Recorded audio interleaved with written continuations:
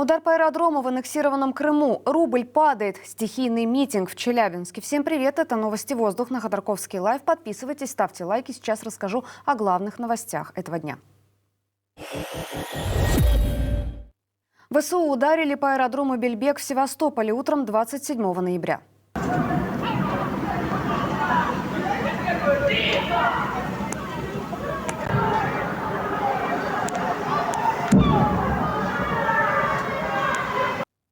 Об ударе сообщил телеграм-канал Мэш. По его данным, в атаке участвовали 40 дронов, маловысотные противокорабельные ракеты «Нептун» и неустановленная баллистика. Мэш предположил, что это были Storm Shadow, однако это ракеты крылатые, а не баллистические.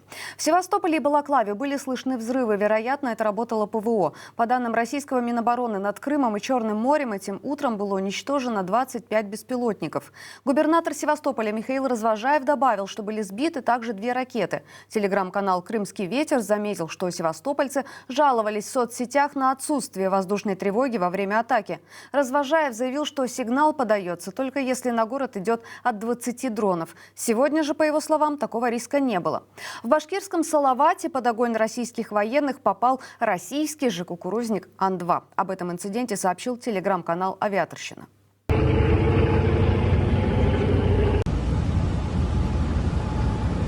Полетел!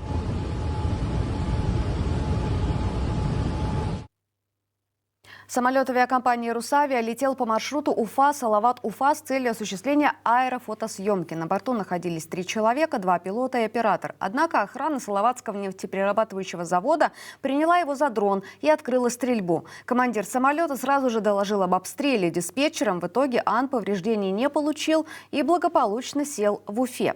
Сегодня стало известно, что в результате удара по Курской области ракетой «Атакамс» погибли 2 человека. Атака случилась 23 ноября, но Следственный комитет сообщил о погибших мирных жителях только сейчас.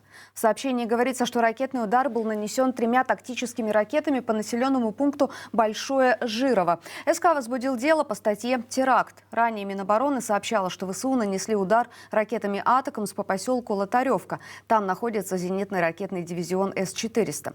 Большое Жирово расположено в 30 километрах от Лотаревки. Также источники издания «Астра» утверждают, что 22 ноября во время атаки беспилотника в районе села Поповка Рыльского района Курской области погиб пограничник. Еще один был ранен.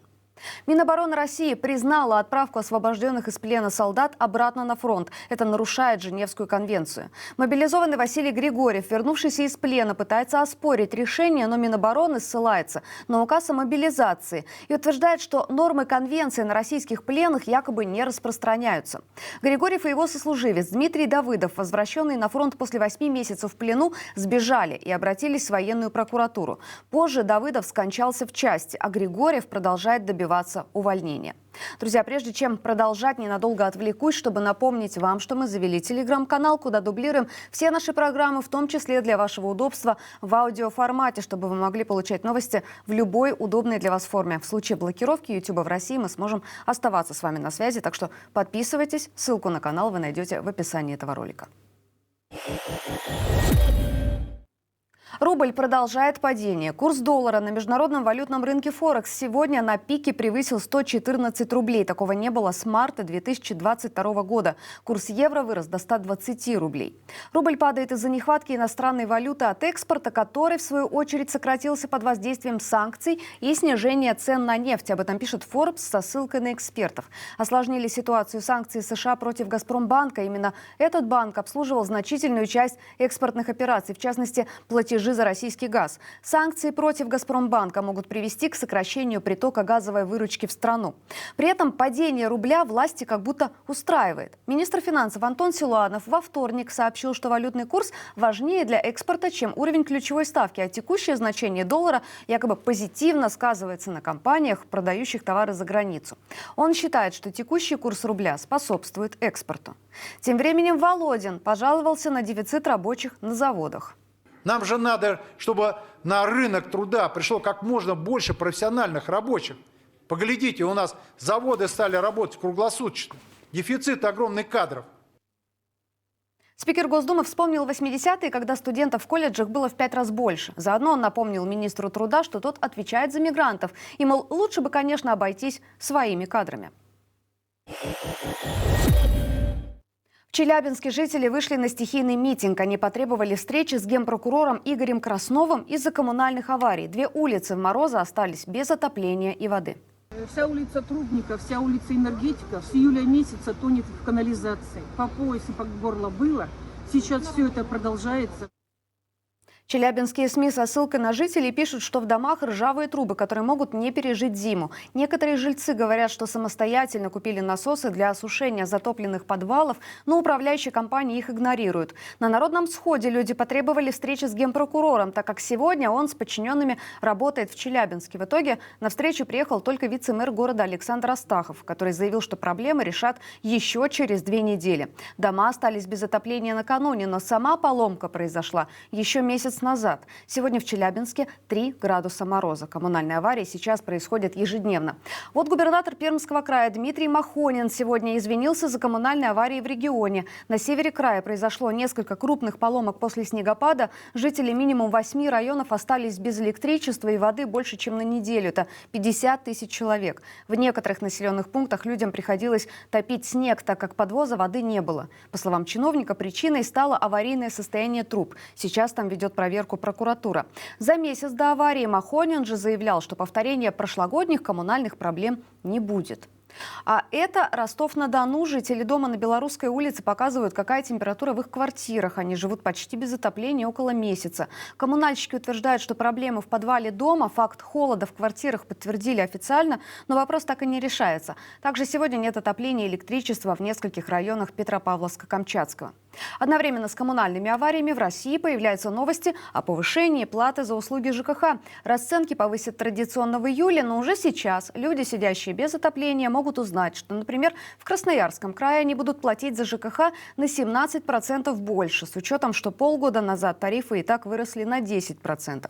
В Кемеровской области услуги ЖКХ подорожают почти на 22%. В Пермском крае, где сегодня губернатор извинялся за коммунальные аварии, плата вырастет на 21%. В Северной Осетии на 19%, в Мордовии и Татарстане почти на 18%. У побережья Териберки в Баренцевом море затонуло маломерное судно «Боец». На борту находились 9 туристов и капитан. Группа отправилась в рейс, несмотря на штормовое предупреждение и запрет выхода маломерных судов в акваторию. Путешественникам обещали показать китов, хотя очевидцы сообщают, что в этом районе их не видели уже около 2 месяцев. Судно перевернулось. Всех пассажиров и капитана удалось спасти благодаря находившимся поблизости лодкам. Некоторым из туристов не хватило спасательных жилетов. Мурманская транспортная прокуратура начала проверку.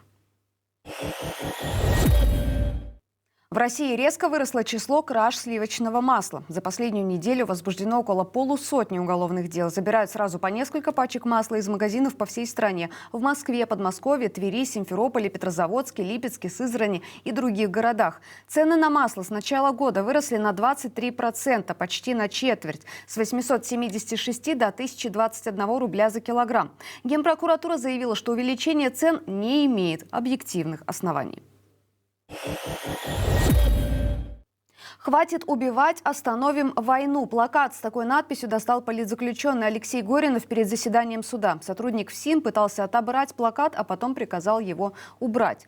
Сегодня во Владимирской области начался суд по новому делу против бывшего московского мундепа. Летом 2022-го Алексея Горинова приговорили к 7 годам лишения свободы за так называемые фейки о российской армии. Теперь же его обвиняют еще и в оправдании терроризма.